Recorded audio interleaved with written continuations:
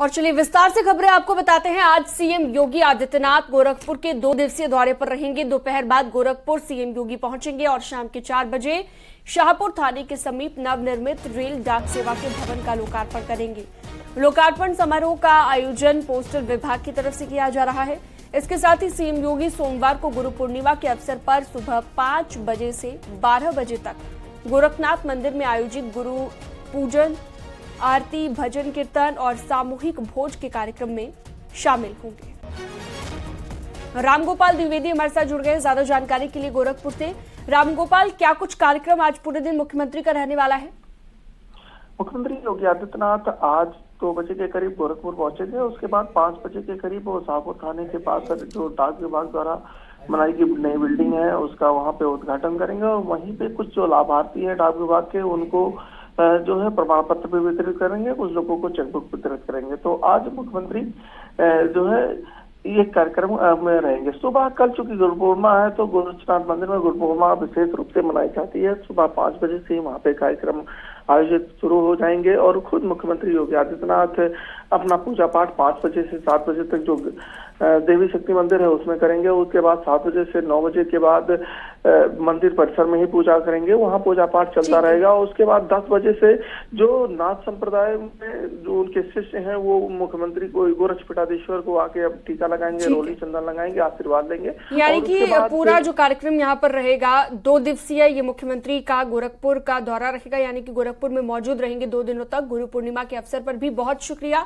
तमाम जानकारी के लिए आपका रामगोपाल।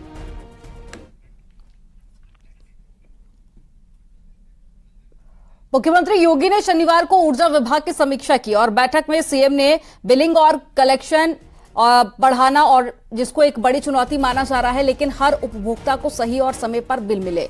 इसके साथ ही मुख्यमंत्री ने कहा कि ट्रांसफार्मर जलने, तार टूटने की समस्या तुरंत हल करने और साथ ही बकायेदारों के लिए एक मुश्त समाधान योजना लागू करने को कहा गया है।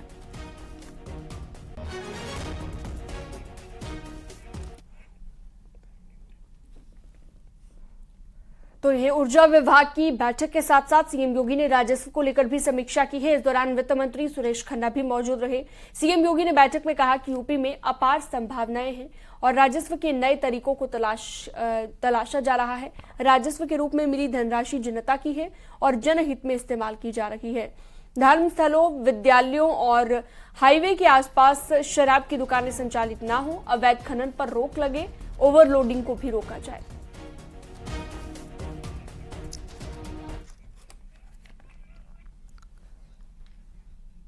लखनऊ के इंदिरा गांधी प्रतिष्ठान में आज अपना दल के संस्थापक सोनेलाल पटेल की जयंती मनाई जा रही है और सोनेलाल पटेल की बेटी और केंद्रीय मंत्री अनुप्रिया पटेल और उनके पति आशीष पटेल इस कार्यक्रम में आयोजन करा रहे हैं। कार्यक्रम में गृह मंत्री अमित शाह, सीएम योगी और साथ ही डिप्टी सीएम ब्रजेश पाठक भी और केशव प्रसाद मौर्य, जीतन राम मांझी और केंद्रीय राज्य मंत्री रामदास अठावले, निषाद पार्टी के अध्यक्ष संजय निषाद और बीजेपी प्रदेश अध्यक्ष भूपेंद्र चौधरी कार्यक्रम में शामिल होंगे।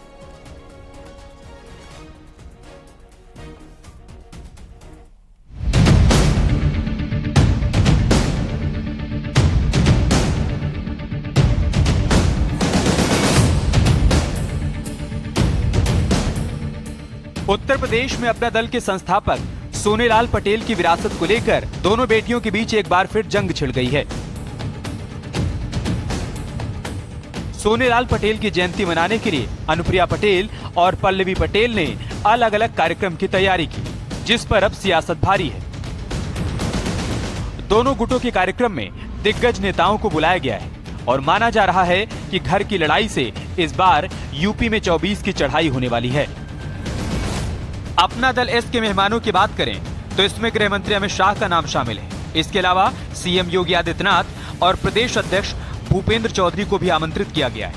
वहीं अपना दल के मेहमानों की बात करें तो बिहार के सीएम नीतीश कुमार को बुलाया गया है। साथ ही समाजवादी पार्टी के अध्यक्ष अखिलेश यादव और आरएलडी अध्यक्ष जयंत चौधरी को भी न्योता भेजा गया है। सोनेलाल पटेल जी उत्तर प्रदेश के बड़े नेता थे और अपना दल के संस्थापक थे।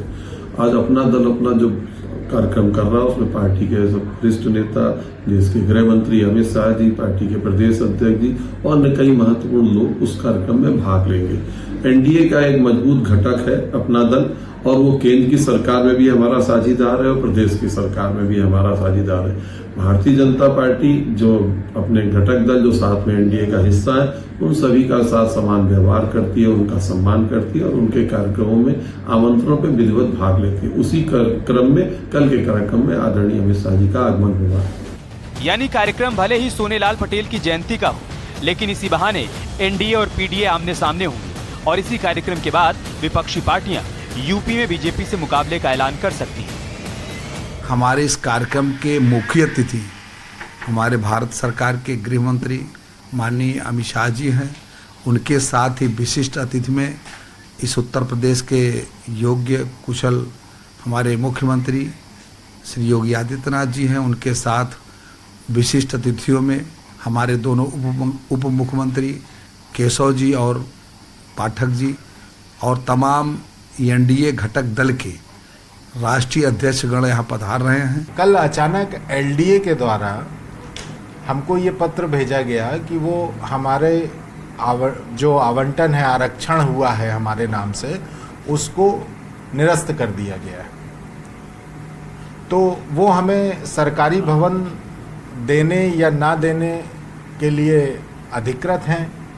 उन्होंने अपनी जो आरक्षण दिया था उसको निरस्त कर दिया है।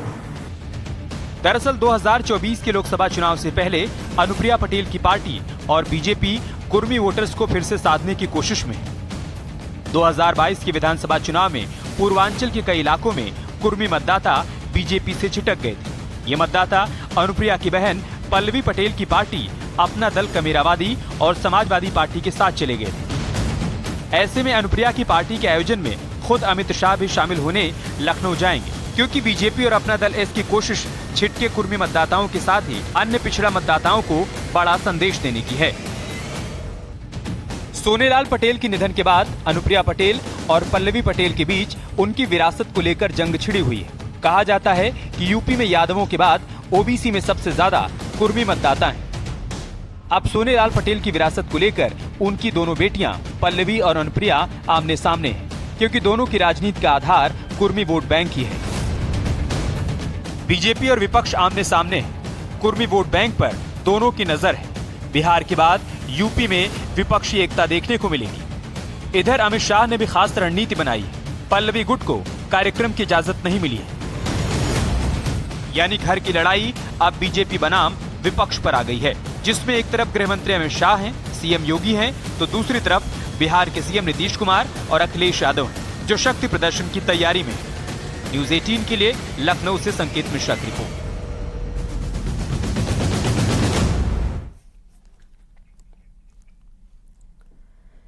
गोरखपुर में जनसंपर्क के दौरान सांसद रवि किशन एक गांव में पहुंचे, जहां पर महिलाएं भजन गा रही थी और उसमें सांसद भी शामिल हुए। महिलाओं के साथ रवि किशन ने भजन गाया और झूमते भी नजर आए।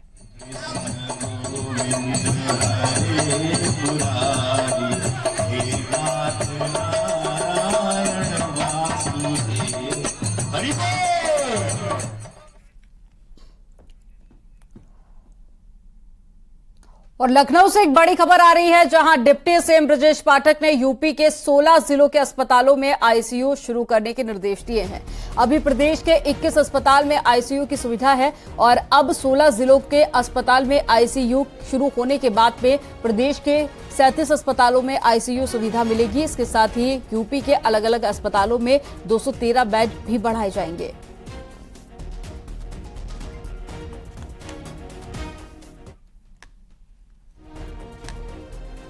तो डिप्टी सीएम ब्रजेश पाठक ने इसकी जानकारी दी और अब आईसीयू की सुविधा और ज्यादा बढ़ जाएगी, क्योंकि कई और जिलों में आईसीयू की सुविधा शुरू की जाएगी।